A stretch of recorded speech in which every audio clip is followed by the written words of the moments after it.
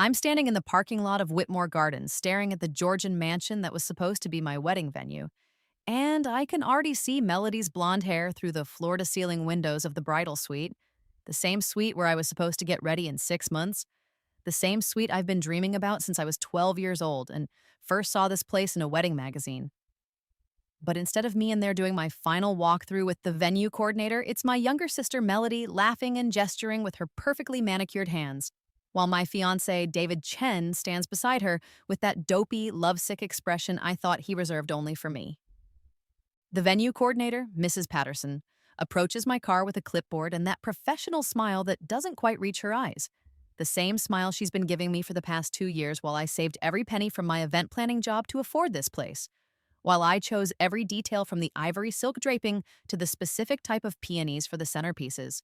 While I put down deposit after deposit and signed contract after contract with David's family as co-signers because even with my job at Morrison Family Events, I couldn't qualify for the full amount on my own. Miss Morrison, she says, her voice carrying that particular tone of someone who's about to deliver devastating news while pretending it's perfectly normal. I'm afraid there's been a change of plans regarding your booking. I already know what she's going to say because I've lived through this conversation before, in another life, on another timeline where I believed that family loyalty and true love were real things instead of convenient fairy tales people tell themselves. I already know that David is going to come out of that mansion in approximately 30 seconds and explain to me that he's realized Melody is his true love and that they're taking over my wedding date, my venue, my carefully planned details, everything I've spent 2 years of my life organizing down to the specific playlist for the cocktail hour. I already know that my parents are going to arrive in exactly 7 minutes and side with Melody saying I should be understanding and supportive since Melody deserves happiness too, and David clearly made the right choice. But in this life, in this timeline, where I've been given the impossible gift of knowing exactly how this story ends, I sit in my car and watch the scene unfold with the detached fascination of someone observing a play they've already seen, already know how it ends with me financially ruined and socially humiliated and utterly alone. Mrs. Patterson is still talking, something about family dynamics and emotional complications, but I'm remembering how this felt the first time, how my heart shattered into pieces so small I thought I'd never be able to put them back together, how I begged and pleaded and made myself smaller and smaller, trying to fit into the space they were willing to give me. David emerges from the mansion right on schedule, his dark hair perfectly styled the way Melody always said looked more sophisticated than the casual way he used to wear it when we'd first started dating 3 years ago, back when he was still struggling to establish his consulting business and needed my family's connections to get his first major clients.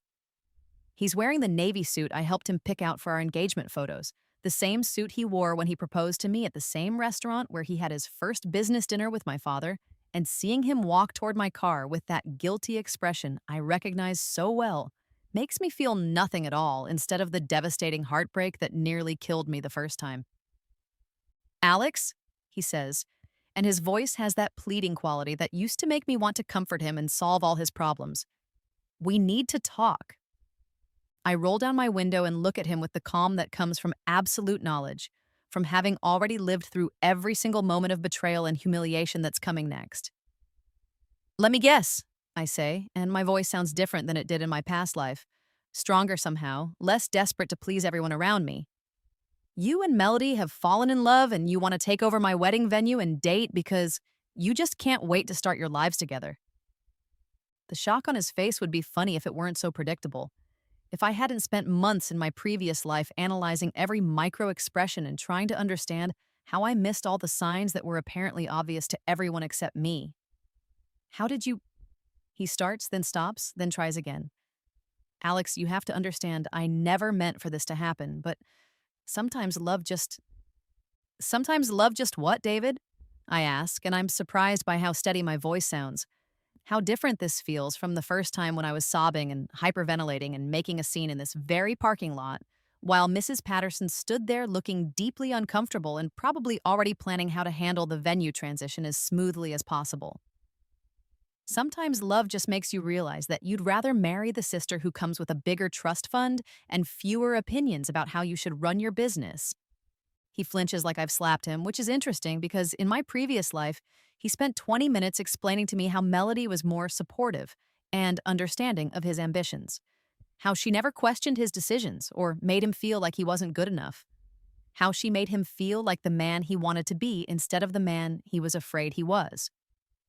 What he didn't say, but what I understood later when I had time to think about it clearly, was that Melody never challenged him because she didn't actually care about his business or his dreams or his character. She just wanted the status of being Mrs. David Chen and the lifestyle that came with his family's money and connections. It's not about money, David says, but he can't look me in the eye when he says it. The same way he couldn't look at me in my past life when he was explaining how Melody's gentle nature was exactly what he needed in a wife. How my ambitious personality sometimes made him feel inadequate. How he thought we were better as friends anyway since we'd known each other since childhood. And maybe he'd just confused familiarity with love.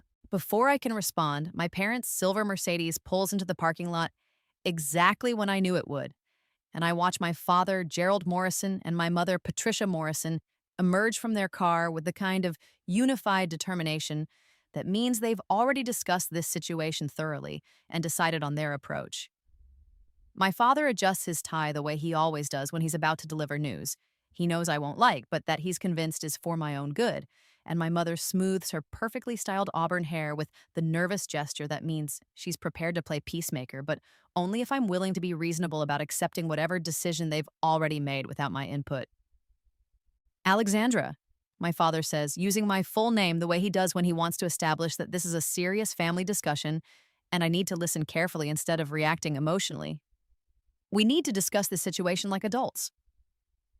I know exactly what he's going to say next because I've heard this speech before, the same speech about how family harmony is more important than individual desires, how Melody has always been more emotionally fragile and needs extra support during difficult times, how I've always been the strong one who can handle disappointment and adapt to changing circumstances. I know he's going to tell me that Melody and David's love is genuine and pure, and that I should be happy for them instead of being selfish about a venue and a date that are, after all, just details that can be changed.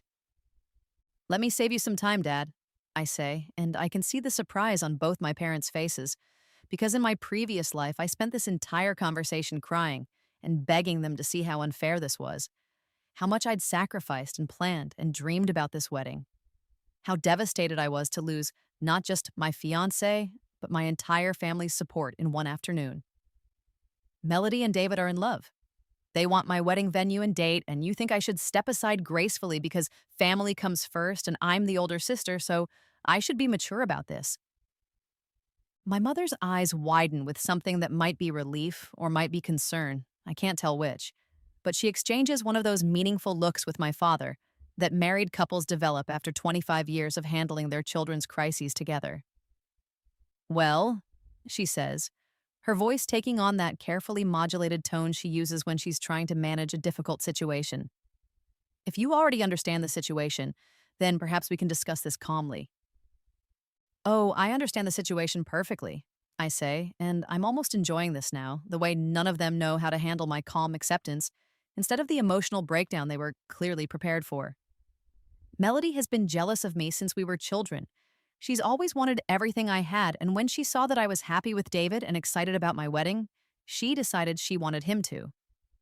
David, meanwhile, has always been attracted to Melody, but stayed with me because my family connections were useful for his business, and because I was willing to plan our entire life together while he focused on his career. The silence that follows this statement is profound and uncomfortable, the kind of silence that happens when someone says something that's completely true but that nobody wants to acknowledge out loud. I can see David's face turning red with embarrassment or anger, I'm not sure which, and my parents are staring at me like I've suddenly started speaking in a foreign language they don't understand.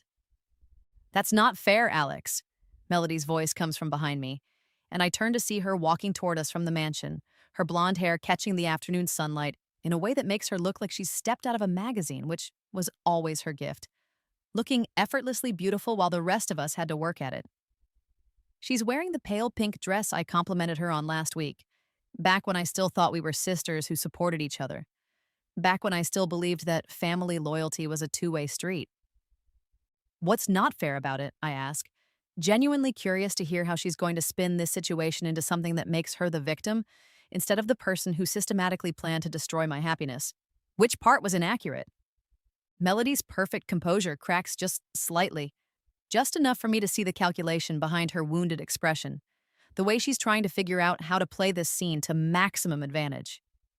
In my previous life, this was the moment when she broke down crying and told me she never meant to hurt me, that love just happened, and she couldn't help her feelings, that she'd been fighting her attraction to David for months, but finally had to admit that they were meant to be together. I never meant for this to happen, she says, right on cue, and I have to admire her commitment to the performance, even though I can see the uncertainty in her eyes because I'm not reacting the way she expected. David and I tried to fight our feelings, but sometimes you can't control who you fall in love with. How long? I ask, because this is the question I never got answered in my previous life. The question that haunted me for months afterward as I tried to piece together when exactly my sister and my fiancé decided to destroy my life. How long have you been planning this? Planning what? Melody asks. But there's a defensiveness in her voice that wasn't there a moment ago, a sharpness that she usually hides much better. We're not planning anything. We just fell in love. You fell in love with my fiancé, decided you wanted my wedding venue, my wedding date, and my wedding plans, and somehow convinced our parents that I should just gracefully step aside so you can have everything I've been working toward for 2 years, I say. And I'm proud of how matter-of-fact I sound, how completely reasonable. That sounds like planning to me. My father clears his throat the way he does when he wants to regain control of a conversation that's going in a direction he doesn't like. Alexandra, this is exactly the kind of attitude that's making this situation more difficult than it needs to be. Melody and David didn't choose to fall in love, it just happened. And now we need to figure out how to handle this as a family. Handle this as a family, I repeat, because the phrase is so perfectly ridiculous when what he really means is figure out how to make me disappear quietly so that Melody can have everything she wants without any inconvenient consequences. And how exactly do you propose we handle this, Dad? Should I plan their wedding for them too, since I already know all the vendors and details? The suggestion hangs in the air like a challenge, and I can see the wheels turning in all their heads as they try to figure out whether I'm being sarcastic or whether I might actually be willing to make this whole situation easier for them. In my previous life, I did end up planning most of their wedding because I was the only one who knew all the details and vendors, and it was the final humiliation. Spending months organizing the perfect day for the two people who had betrayed me most completely. Actually, my mother says carefully as if she's testing whether this idea might actually work. That might not be a terrible idea. You do know all the vendors already, and you're so good at organizing events. Mom, I say, and I let just a little bit of incredulity creep into my voice because even though I lived through this exact conversation before, it's still shocking to hear my own mother suggest that I should plan my ex-fiancé's wedding to my sister. Are you seriously asking me to plan Melody's wedding to my ex-fiancé? It would just be helping with the details you've already arranged, she says quickly, backtracking now that she's heard how it sounds when said out loud. Since you've already done so much work, it seems wasteful to start over. Right, I say. And I'm starting to understand something that I missed in my previous life. Something about how my family actually sees me and what they think my role should be in their lives. I'm not their daughter and sister, I'm their problem solver, their organizer, their reliable one who can always be counted on to sacrifice her own needs for the greater good of family harmony. So, I should lose my fiancé, my wedding venue, my wedding date, and my wedding plans, but I should also do all the work to make sure Melody's wedding is perfect. You're being dramatic, Melody says, but there's less conviction in her voice now, as if she's starting to realize that this conversation isn't going the way she planned either. It's not like you're losing everything, you're just postponing things. Postponing things, I repeat, because the euphemism is almost funny in its inadequacy. Is that what we're calling it when you steal someone's entire life? I'm not stealing anything, Melody snaps, and there it is, the flash of anger that she usually keeps hidden beneath her sweet, fragile exterior. David chose me, not you. Maybe if you weren't so controlling and demanding all the time, he wouldn't have felt like he needed to look elsewhere for someone who actually supported him. And there's the truth, finally, the real reason behind all of this carefully orchestrated drama. It's not that Melody and David fell helplessly in love, it's that Melody has been systematically undermining my relationship for months, pointing out my flaws and highlighting her own virtues, making David feel like I was the problem and she was the solution. So, this is my fault, I say, because I want to hear her say it out loud, want to document this moment for my own clarity. I'm too controlling and demanding, and that's why David fell in love with you. That's not what I said, Melody protests. But she's trapped now between wanting to blame me for David's betrayal and not wanting to sound too vindictive in front of our parents. Actually, that's exactly what you said, I point out. You said David looked elsewhere because I was controlling and demanding, and he found you because you're supportive. So, according to you, this is the natural consequence of my personality flaws. David finally speaks up, probably because he can see this conversation spiraling in a direction that makes him look like a weak man who was manipulated by a prettier woman instead of a romantic hero following his heart. Alex, you know that's not how I see it. You're amazing. We're just not right for each other in the way that Melody and I are right for each other. How are you and Melody right for each other, David? I ask, because this is another question I never got answered in my previous life when I was too heartbroken to think clearly about what was actually happening. What does she offer that I don't? He looks genuinely stumped by this question, which is telling in itself.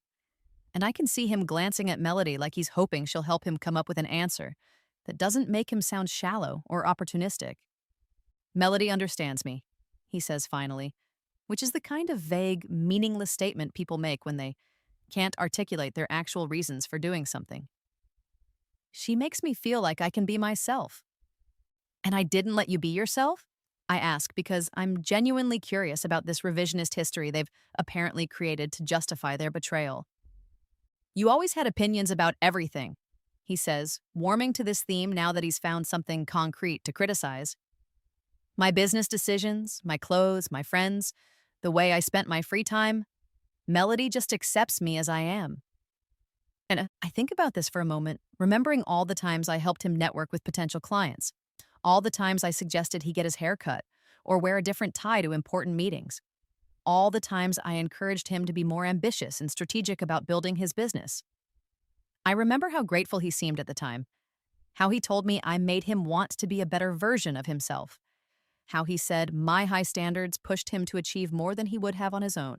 So, when I helped you get clients through my family's connections, that was me being controlling, I ask.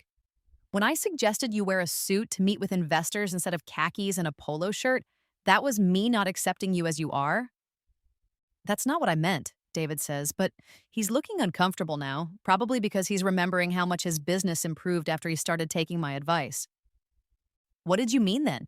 I press, because I want to understand exactly how they've managed to reframe my support and encouragement as criticism and control.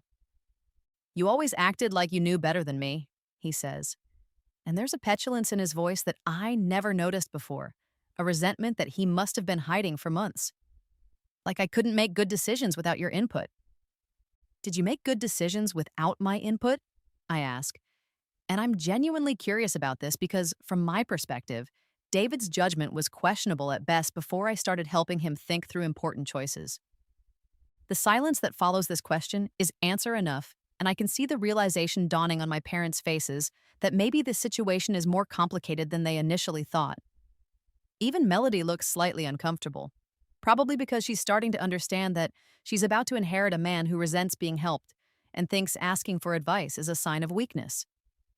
This is exactly what I am talking about, David says, and his voice has an edge of anger now that I recognize from our fights in the past, the frustration of someone who knows he's wrong but can't admit it. You can't just let things go. You always have to prove your point and make everyone else feel stupid. I'm not trying to make you feel stupid, David, I say, and I realize that this is actually true, that I'm not trying to hurt him or humiliate him. I'm just trying to understand how we got to this point. I'm trying to understand how helping you build your business became controlling you, and how encouraging you to dress professionally became not accepting you as you are. Because that's not the kind of support I need from a partner, he says, and I can hear Melody's influence in these words, can imagine her whispering to him about how demanding I am, how critical, how I never just let him be happy. I need someone who believes in me unconditionally, not someone who's always trying to fix me. And Melody believes in you unconditionally?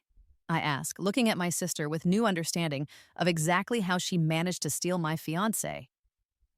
Yes, David says firmly, reaching for Melody's hand with a gesture that would have broken my heart 6 months ago, but now just looks performative and desperate. Melody sees the best in me. I look at Melody, really look at her, and I can see the calculation behind her sweet smile, the way she's managing this entire conversation to get the outcome she wants. I remember how she used to compliment David on everything I criticized, how she would tell him he was perfect just the way he was, whenever I suggested he might want to consider changing something, how she positioned herself as the anti-me in every possible way. Well, I say finally, because I can see where this conversation is headed, and I have no interest in relitigating my entire relationship with David in front of my family. It sounds like you two have everything figured out. Does that mean you understand? My mother asks hopefully, probably thinking that my calm acceptance means I'm going to gracefully step aside and make this whole situation easier for everyone. I understand perfectly, I say, and I do. I understand that my family has never actually seen me as a person with my own needs and dreams, but as a resource to be managed and deployed for everyone else's benefit. I understand that David was never really mine, that he was always looking for someone who would ask less of him and expect less from him. Someone who would make him feel good about himself without challenging him to grow or improve. I understand that Melody has been planning this for months, maybe years, systematically undermining my relationship while positioning herself as the better alternative. So you'll let them have the venue? My father asks, cutting straight to the practical matter that he obviously considers most important. Of course, I say, and I can see the relief on all their faces. The way they relax because they thought this was going to be much harder than it's turning out to be. They should have the venue, they should have the date too, and all the vendors I've already booked. They should have everything. Really? Melody asks, and I can hear the suspicion in her voice because she knows me well enough to know that I don't usually give up this easily. Really, I confirm. You want my fiancé, you want my wedding plans, you want my venue, you want my date. Take all of it. I'm done.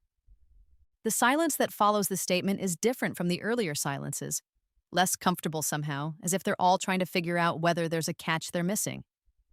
Just like that? David asks, and I can hear something that might be disappointment in his voice, as if he was expecting me to fight harder for him. Just like that, I say. You made your choice, David. You chose Melody over me. You chose easy over challenging. You chose someone who won't ask you to grow or change or be better than you are. That's your right, and I respect it. Alex, Melody says, and her voice has a strange quality to it, almost like she's not sure whether she's won or lost. I want you to know that I never meant to hurt you. Yes, you did, I say, because there's no point in pretending anymore, no point in maintaining the fiction that this was all some beautiful accident of the heart. You absolutely meant to hurt me. You've been planning this for months, probably longer. You've been working on David, undermining our relationship, positioning yourself as everything I'm not. You meant to take everything from me, and you succeeded. Congratulations. The truth of the statement settles over all of them like a cold blanket, and I can see Melody's face change as she realizes that I know exactly what she did and how she did it. There's no point in her maintaining the innocent act anymore, no point in pretending this was all just fate and true love. You don't know what you're talking about, she says, but there's no conviction in it. Don't I ask. Should I tell David about the time you told me he was getting fat and needed to work out more? Then told him the next day that you loved how comfortable he was with his body? Should I tell him about how you used to criticize my event planning choices to me? Then tell him how lucky he was to have someone so creative and organized? Should I tell him about the time you suggested I was too career-focused to be a good wife, then spent an hour telling him how much you admired men who were ambitious enough to build their own businesses? David's face is changing as I talk, a dawning realization that maybe Melody's support wasn't as pure and unconditional as he thought, that maybe she was playing a longer game than he understood. That's not how it happened, Melody says, but she's looking panicked now, probably because she knows I could keep going, could lay out the entire timeline of her manipulation for everyone to see. Isn't it? I ask. Should I keep going, or do you think David is starting to get the picture? Stop, my father says, his voice sharp with the authority he uses when he wants to end a conversation that's making him uncomfortable. This is not productive. What's done is done, and we need to move forward as a family. You're absolutely right, Dad, I say, and I can see the relief on his face because he thinks I'm finally going to be reasonable and cooperative. What's done is done. Melody wins, she gets everything she wanted, and we can all move forward. Thank you for understanding, my mother says, reaching out to touch my arm like she wants to comfort me, but isn't sure if I'll accept it. Oh, I understand everything now, I say, pulling away from her touch, because I'm not ready to be comforted by someone who just watched my life get dismantled and thought I should be grateful for the experience. I understand that family loyalty only goes one direction in this family. I understand that my role is to make everyone else's life easier, regardless of what it costs me. I understand that my happiness is less important than Melody's happiness, and my dreams are less important than avoiding family conflict. That's not true, my mother protests, but she can't look me in the eye when she says it. Isn't it? I ask. When was the last time any of you asked what I wanted before making a decision that affected my life? When was the last time you considered whether something might hurt me before deciding it was for the best? Nobody answers this question, which is answer enough. Right, I say. So we're all clear on how this family works. Melody gets what she wants, David gets what he wants, and I get to be mature and understanding about it. Perfect. I start my car because I can see this conversation is never going to end any other way, and I have no interest in prolonging the agony of watching my family choose my sister over me one more time. Where are you going? My father asks, as if it matters, as if anything I do from this point forward is going to change anything about this situation. Home, I say. I have a wedding to cancel. Oh, wait, no, I don't. I have vendors to transfer to Melody because apparently that's my job now too. Alex, wait, David calls, but I'm already pulling out of the parking lot, already driving away from Whitmore Gardens and everything I thought my life was going to be. I drive for hours that night, taking the long way home through the mountains, trying to process what just happened and what it means for my future. I'm thinking about how I'm going to rebuild my life, how I'm going to explain to my friends and coworkers that my wedding is off because my sister and my fiancé decided they were meant to be together, how I'm going to find a new place to live since David and I were supposed to move in together next month, and I'm thinking about how naive I was to trust any of them, how clear the warning signs were in retrospect, how I should have seen this coming from the moment Melody started spending so much time with David under the guise of helping with wedding planning. I'm thinking about how I'm going to face the humiliation of explaining to everyone I know that my own family chose my sister over me, that my own fiancé decided I wasn't worth fighting for. And the road is winding and dark, and it's starting to rain, the kind of cold autumn rain that makes everything slippery and dangerous. I'm driving too fast probably, but I don't care because what's the worst that could happen? I've already lost everything that mattered to me, already learned that the people I trusted most in the world were willing to betray me for their own convenience. I take the curve too sharply, feel the car slide on the wet asphalt, overcorrect and slide the other way, and then everything goes black. And then I open my eyes and I'm sitting in the Whitmore Gardens parking lot again. And it's 6 months earlier, and Mrs. Patterson is walking toward my car with her clipboard and her professional smile. And I know exactly what's going to happen next because I've already lived through all of it once. But this time, I'm going to do things differently. This time, when my phone rings with Mrs. Patterson's number, I answer with cool professionalism instead of eager excitement. Hello, Mrs. Patterson. I hope you're calling with good news about our venue walkthrough today. Actually, Miss Morrison, I'm calling because there's been a slight complication with your booking that we need to discuss, she says, using the exact same words she used in my previous life, following the script that Melody and David obviously gave her. What kind of complication? I ask, even though I know exactly what she's going to say next. Know that she's going to tell me about David and Melody's sudden engagement and their desperate need for a venue. Know that she's going to suggest I might want to reconsider my options given the family situation.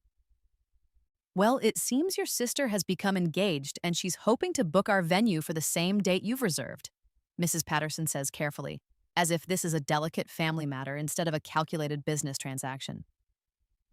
I was wondering if you might be open to discussing alternative arrangements. Alternative arrangements, I repeat, because I want to hear her say it out loud. Want to document this moment of betrayal for my own clarity. You mean you want me to give up my booking so my sister can have it instead? I wouldn't put it quite like that, Mrs. Patterson says, but her discomfort is obvious even over the phone. I was hoping we might find a solution that works for everyone. I see, I say, and I'm surprised by how calm I sound. How different this feels when I know exactly what's happening and why. And I assume my sister and her fiancé are there right now, looking at the venue and making plans? The pause before she answers tells me everything I need to know. They did stop by to discuss possibilities, yes. Well, Mrs. Patterson, I appreciate your call, but I'm afraid I won't be needing your services after all, I say, and I can hear the surprise in her silence as she tries to process this unexpected development. I'm sorry, Miss Morrison, I'm not sure I understand, she says. I've decided to cancel my booking, I explain, feeling a strange sense of freedom as I speak the words that will change everything. You can let my sister know that Whitmore Gardens is available for her wedding date after all. But Miss Morrison, you've put down significant deposits and the cancellation fees. Will be worth every penny, I finish. Please send me the paperwork. I'll take care of the financial details. I hang up before she can respond, before she can ask me any questions about why I'm suddenly willing to give up the venue I've been planning around for 2 years. I sit in my car for a moment, absorbing the reality of what I've just done, how different it feels to choose this outcome instead of having it forced on me. My phone immediately starts ringing with David's number, and I let it go to voicemail. Then Melody's number, which I also ignore. Then my mother's number. Then my father's. Then David again. I turn off my phone and drive home to my apartment, the same one-bedroom place I've been living in since college, the one I was planning to give up next month when David and I moved in together. For the first time in 2 years, I look around my small space and feel grateful for it. Grateful that I have somewhere to go that's entirely mine. Somewhere that David has never lived and Melody has rarely visited. Somewhere that doesn't hold any memories of planning a life with someone who was never really committed to building that life with me. I make myself dinner and think about what comes next. What I'm going to do with the freedom I've just claimed for myself. I think about Marcus Blackwood, my neighbor from childhood, who I dismissed so casually in my previous life, who I always considered just a friend, because he was quiet and thoughtful instead of flashy and charming like David. I think about how Marcus always listened when I talked about my dreams and goals, how he supported my career ambitions without trying to manage or direct them, how he made me laugh without making me feel like I had to perform for his attention. I think about how different my life might have been if I'd paid attention to the man who was actually interested in building something real with me instead of the man who was interested in what I could do for him. The next morning, I wake up feeling lighter than I have in months, and I realize it's because for the first time in years, I don't have to worry about making anyone else happy.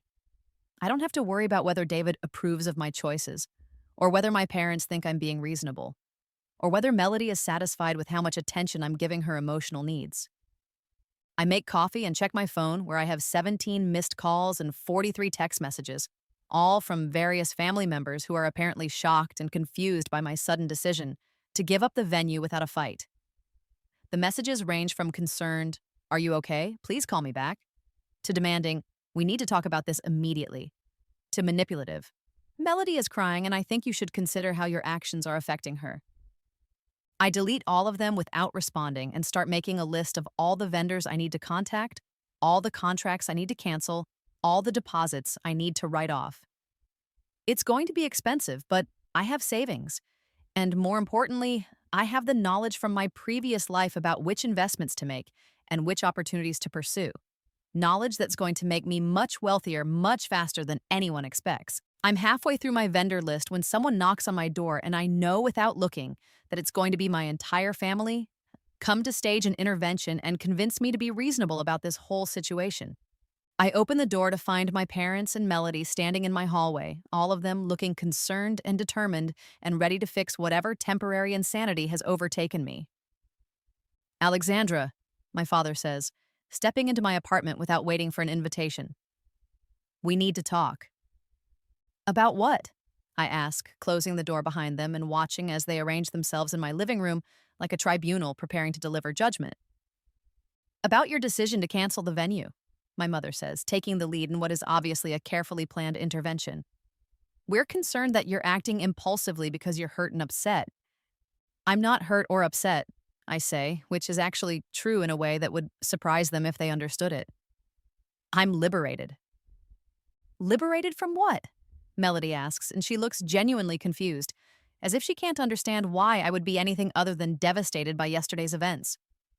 From planning a wedding to someone who doesn't actually want to marry me, I say simply. From organizing my entire life around someone who is looking for an opportunity to trade up. From trying to build a relationship with someone who resented my success and ambition. David does want to marry you, my father says, but he sounds less convinced than he did yesterday. Probably because he's had time to think about some of the things I said in the parking lot. No, Dad, David wants to marry someone, I correct. He wants the status and stability of marriage, and he wants someone who will support his goals without challenging him or expecting him to grow. Melody is perfect for that role, and I'm not. That's not true, Melody protests.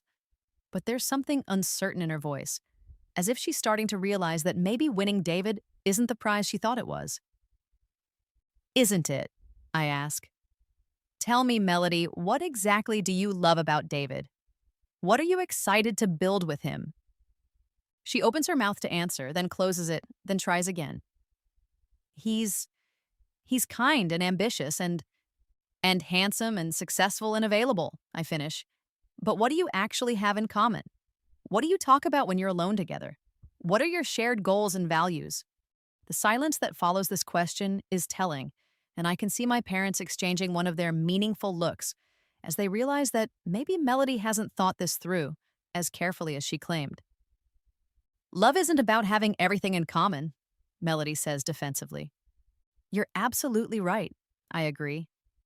Love is about choosing to build something together even when it's difficult, about supporting each other's growth even when it's uncomfortable, about being willing to be challenged and changed by your partner. None of which describes what you and David have. You don't know what we have, Melody says, but she sounds less confident than she did yesterday. I know that you spent months systematically undermining my relationship with him, I say calmly.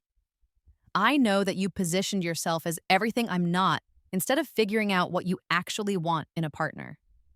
I know that David chose you because you make him feel good about himself without asking him to be better, which is not the same thing as love. Alex, my mother says, using her peacemaker voice, even if that's true, it doesn't change the fact that they're engaged now and they need a venue. And they have one, I point out.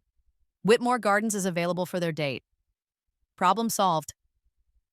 But what about your wedding, she asks, as if she's just now realizing that I might want to get married at some point too.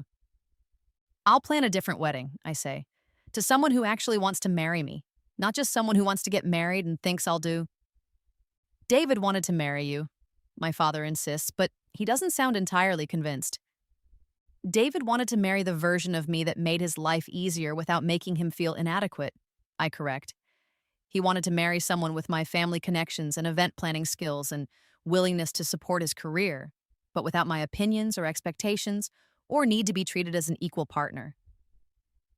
The truth of this statement settles over all of them, and I can see them beginning to understand that maybe the situation is more complicated than they initially thought. So what are you going to do now? My mother asks, and I can hear the worry in her voice, the concern that I'm going to do something dramatic and self-destructive. I'm going to live my life, I say. I'm going to focus on my career, spend time with people who actually value my company, and eventually find someone who wants to build something real with me, instead of someone who wants me to make their life easier. And you're really okay with giving up the venue? Melody asks, and there's something almost disappointed in her voice, as if she was expecting more of a fight. I'm more than okay with it, I say. I'm grateful for it. You've given me the gift of seeing exactly who David is and what our relationship was really based on before I made the mistake of marrying him. It wasn't a mistake, Melody says quickly. David is a good man, and you were happy together. I was happy with the idea of being happy together, I correct. I was happy with the fantasy of building a life with someone who shared my values and goals. But David doesn't share my values and goals, and he doesn't want a partner who challenges him or supports his growth.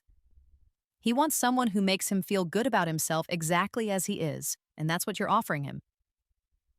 There's nothing wrong with accepting someone as they are, my father says, but he sounds like he's trying to convince himself as much as me. You're absolutely right, I agree. Eh, There's nothing wrong with accepting someone as they are, as long as you're not sacrificing your own growth and happiness to do it. But that's what David was asking me to do, and it's what I was asking him to do, and neither of us was actually happy with that arrangement. So you think Melody and David will be happy together? My mother asks, and I can hear the skepticism in her voice as she starts to think through the implications of what I'm saying. I think Melody and David will get exactly what they think they want, I say. Melody will get a husband who thinks she's perfect just as she is, and David will get a wife who thinks he's perfect just as he is. Whether that leads to happiness is something they'll have to figure out for themselves. The conversation continues for another hour, with my family trying various approaches to convince me that I'm making a mistake, that I should fight for David, that I should at least consider whether there's a way to salvage the situation. But I've already lived through the alternative, already seen how this story ends when I try to compete with Melody for David's attention, and I have no interest in repeating that experience. Eventually they leave, still confused and concerned, but unable to argue with my calm acceptance of the situation. Melody lingers in my doorway for a moment, looking like she wants to say something else, but I just smile at her and wish her luck with her wedding planning. After they're gone, I finish canceling my vendors and transferring the ones who are willing to work with Melody instead. Most of them are confused by the arrangement, but they're professional enough to handle the transition smoothly. The florist asks if I want to keep my deposit for a future event, and I realize that, yes, actually, I probably will want flowers for a wedding someday, just not the wedding I was originally planning. Over the next few weeks, I watch from a distance as Melody and David's engagement unfolds exactly as I expected it would. Melody throws herself into wedding planning with the kind of manic energy that suggests she's trying to convince herself that this is what she really wanted, while David starts looking increasingly overwhelmed by her demands for perfection and her need for constant reassurance that he made the right choice. I focus on my work at Morrison Family Events, taking on bigger projects and building relationships with vendors and clients who appreciate my organizational skills and creative vision. I start putting together a portfolio of high-end events that could serve as the foundation for my own company someday, if I decide to strike out on my own. And I start spending more time with Marcus Blackwood. Marcus lives 3 houses down from my parents' house in the neighborhood where I grew up, in the same sprawling Victorian mansion where his family has lived for 4 generations. The Blackwood family owns a luxury hotel empire that spans 3 continents, but Marcus has always been more interested in the business side than the social side, more focused on building sustainable operations than making headlines. In my previous life, I barely paid attention to Marcus because he didn't fit my image of what a romantic partner should be. He wasn't flashy or charming like David, didn't make grand gestures or sweep me off my feet with dramatic declarations of love. He was just quietly, consistently present, always available when I needed someone to talk to, always supportive of my goals and dreams without trying to manage or direct them. Now, with the perspective that comes from having lived through a relationship based on performance and mutual usefulness, I can see what I missed before. Marcus doesn't need me to make his life easier or more impressive. He has his own money, his own social connections, his own successful career. What he wants from me is my company, my conversation, my partnership in building something meaningful together. The first time I call him after the venue cancellation, he answers on the second ring like he's been waiting for my call. "Alex," he says, and I can hear the warmth in his voice, the genuine pleasure at hearing from me. "How are you holding up?" "I'm surprisingly good," I say, and I realize it's true. "I'm actually calling to see if you want to get dinner sometime this week. I feel like we have a lot to catch up on." "I would love that," he says without hesitation. "Should I assume this means you're no longer engaged to David Chen?" "You should assume that I've realized David Chen was never the right person for me," I say, among other revelations I've had recently. "Well," Marcus says, and I can hear the smile in his voice, "I've been waiting for you to have that particular revelation for about 10 years, so I'm definitely interested in hearing about the others. We have dinner at a small Italian restaurant downtown, the kind of place where you can actually have a conversation without shouting over loud music or worrying about who might overhear you. Marcus listens while I tell him a carefully edited version of what happened with David and Melody. How I realized that I was trying to build a life with someone who fundamentally didn't want the same things I wanted. I have to admit, Marcus says when I finish my story, I never understood what you saw in him. What do you mean? I ask, even though I think I know what he's going to say.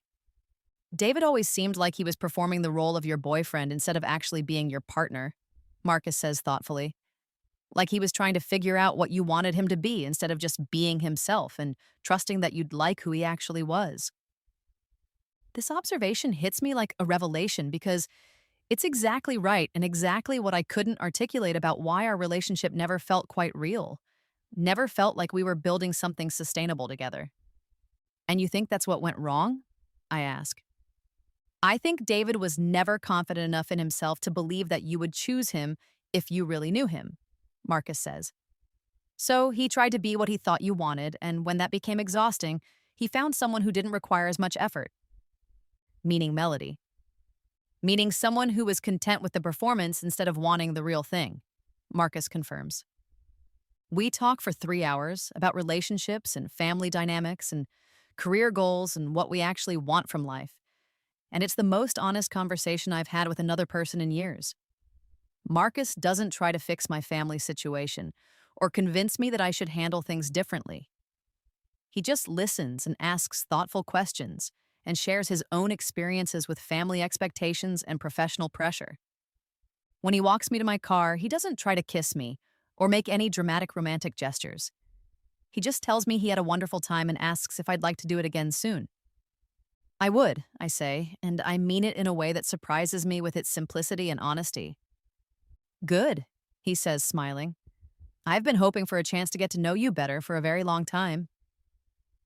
Over the next few months, Marcus and I fall into an easy pattern of dinners and long walks and quiet evenings talking about everything and nothing.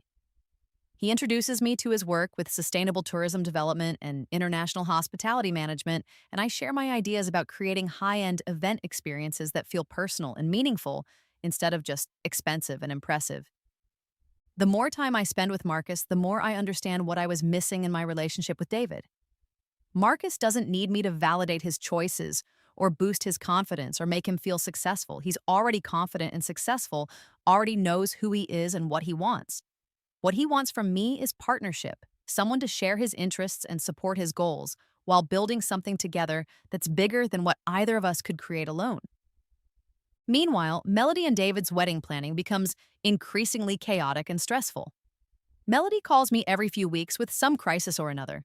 The flowers aren't right, the caterer is being difficult, David is being unresponsive about decisions, and I listen and offer practical advice while privately noting how different this feels from the joy and excitement I expected wedding planning to be.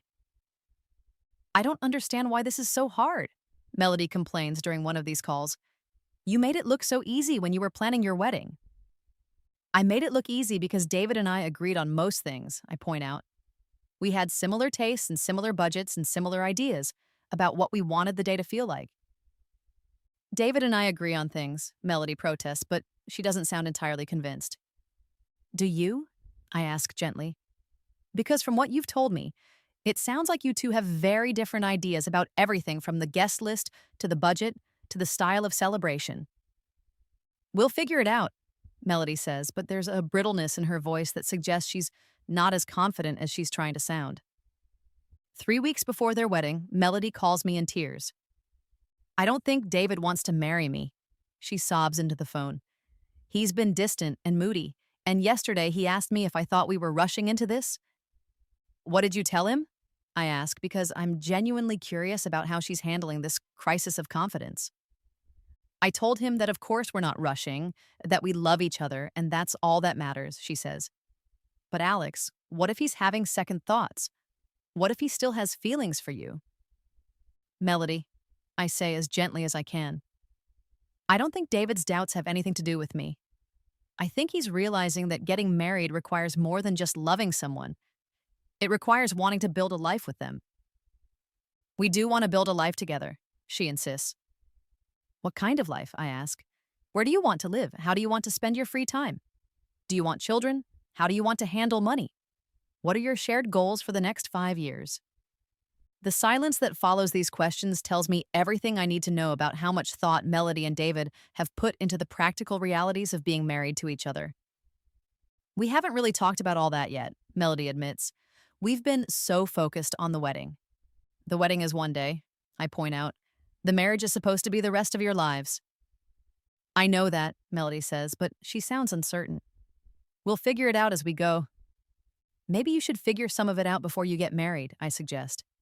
Maybe you should have some of those conversations now, while you still have time to make sure you're both choosing this for the right reasons.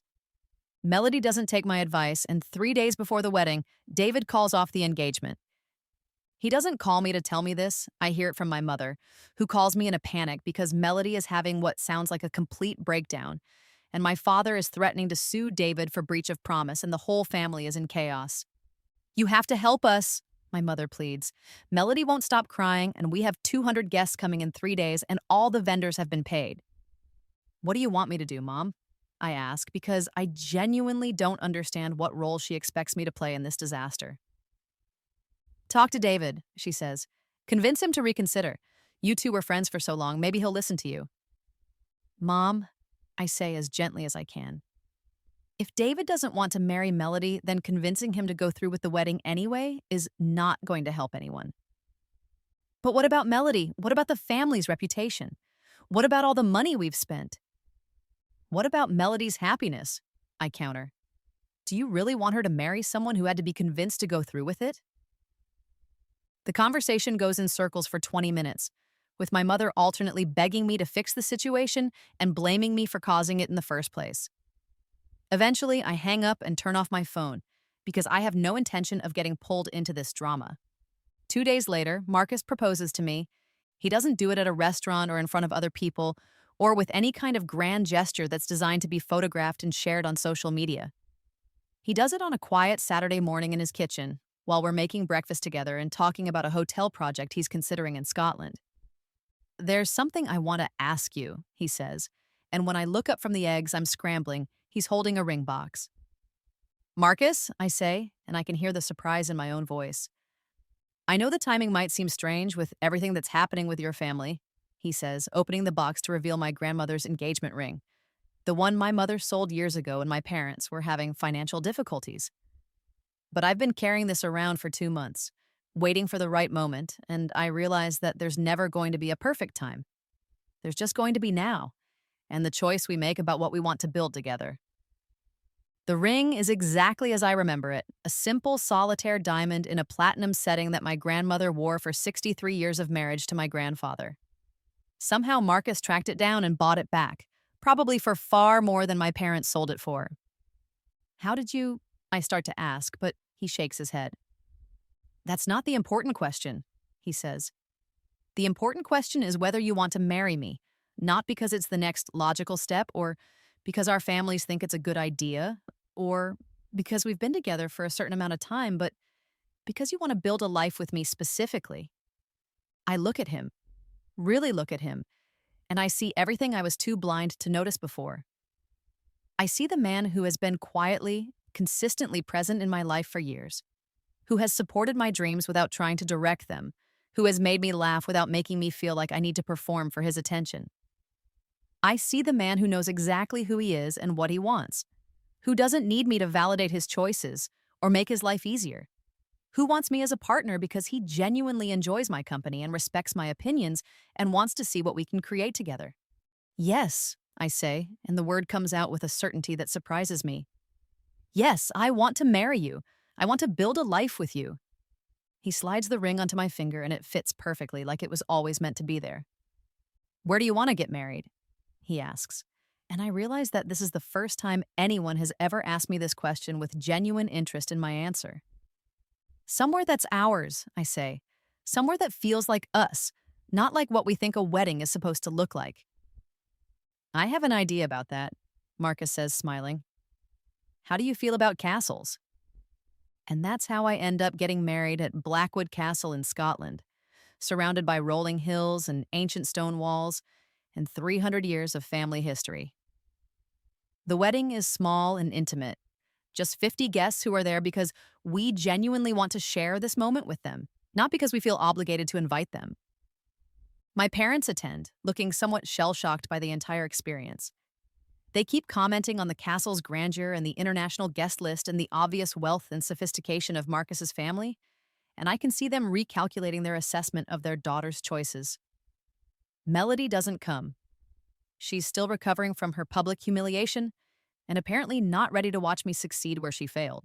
The ceremony takes place in the castle's ancient chapel, with its stone walls and stained glass windows, and the kind of timeless beauty that makes you feel connected to something larger than yourself. I wear a simple silk dress that I chose because I love it, not because it photographs well or makes a particular statement.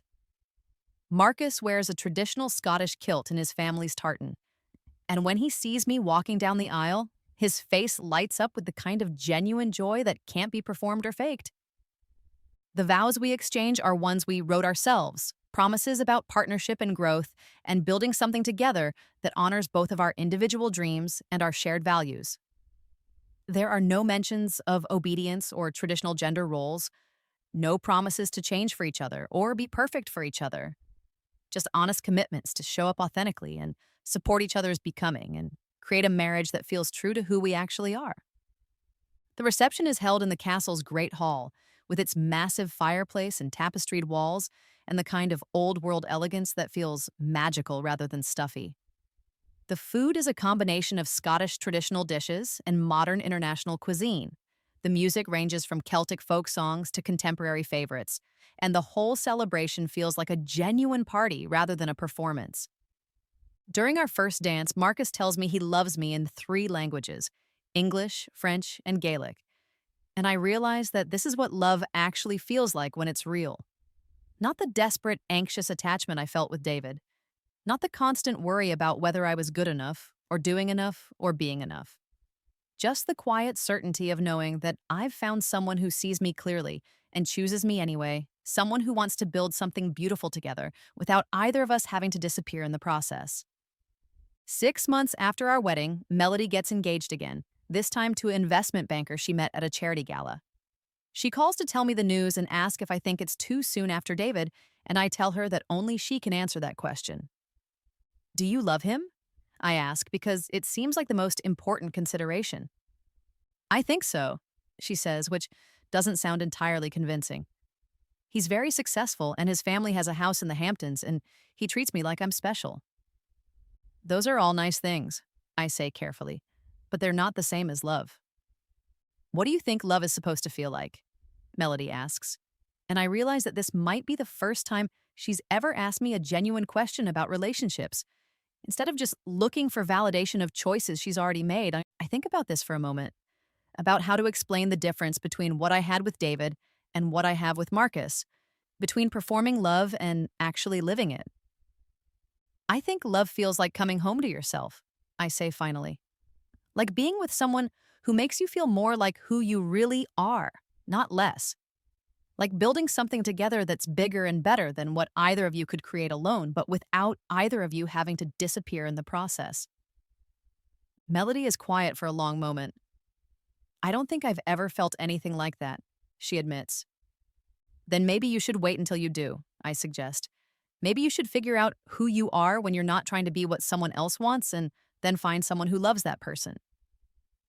"Is that what you did with Marcus?" she asks. "That's what Marcus helped me do," I say. "He loved me enough to want me to be myself, even when I wasn't sure who that was." A year later, I launched my own luxury event planning company, specializing in intimate, personalized celebrations that feel authentic to the couples I work with, rather than following whatever trends are popular at the moment. Marcus provides the initial funding and business connections, but the creative vision and operational management are entirely mine. The company grows quickly, attracting clients who want something more meaningful than a generic luxury wedding, couples who are willing to invest in creating an experience that truly reflects their values and relationship. I work with international destinations and unique venues, and every event I plan teaches me something new about what makes celebrations feel genuine and memorable. David reaches out to me once, about 2 years after everything fell apart, to congratulate me on my business success and apologize for how things ended between us. We meet for coffee, and I can see that he's genuinely sorry for the pain he caused, genuinely confused about how he made such a mess of everything. I think I was scared of how much you expected from me, he admits. You made me want to be better than I was, and I didn't know how to handle that pressure. The pressure wasn't coming from me, David, I tell him gently. It was coming from your own knowledge of who you could be if you were willing to do the work. Maybe, he says. I'm in therapy now, trying to figure out why I keep sabotaging relationships when they get serious. That's good, I say, and I mean it. Everyone deserves to understand themselves well enough to build something real with another person. We part on good terms, and I genuinely hope he finds whatever he's looking for, but I feel no desire to maintain a friendship or stay updated on his progress. That chapter of my life is closed, and I'm grateful for the lessons it taught me without having any need to revisit the experience. 3 years after our wedding, Marcus and I announced that we're expecting twins, a boy and a girl, who will grow up in a house filled with love and respect and the kind of partnership that shows them what healthy relationships actually look like. My parents are thrilled to become grandparents, and over time, they've come to understand that the choice I made to walk away from David and Melody's drama was the right one, even if they couldn't see it at the time. They've also come to appreciate Marcus's quiet strength and genuine kindness, the way he treats their daughter with respect and admiration instead of taking her for granted. Melody eventually finds her own version of happiness with a man who appreciates her gentle nature without needing her to be anything other than who she is. They have a small, elegant wedding that she plans herself, and for the first time I can remember, she seems genuinely at peace with her choices, instead of constantly comparing herself to others. Standing in the garden of our Scottish castle, pregnant with Marcus's children and running the successful business I built from scratch, I think about the woman I was in my previous life. The woman who was so desperate for love and approval that she was willing to accept scraps and call them a feast. I think about how much pain I could have saved myself if I'd understood sooner that the right person would never ask me to make myself smaller, never ask me to choose between my own growth and their comfort. But I also understand that I needed to live through that experience, needed to learn those lessons the hard way in order to recognize the real thing when it finally appeared.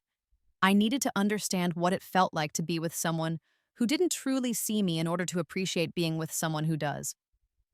Sometimes the greatest gift we can receive is the clarity that comes from having our illusions shattered, from being forced to see reality instead of the pretty story we've been telling ourselves. Sometimes we have to lose everything we thought we wanted in order to discover what we actually need.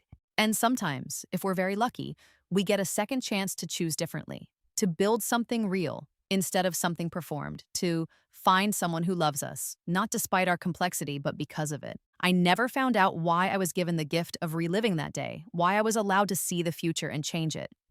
But I've stopped questioning the miracle and started focusing on making the most of it, on building a life that feels true and meaningful and full of the kind of love that makes both people better versions of themselves.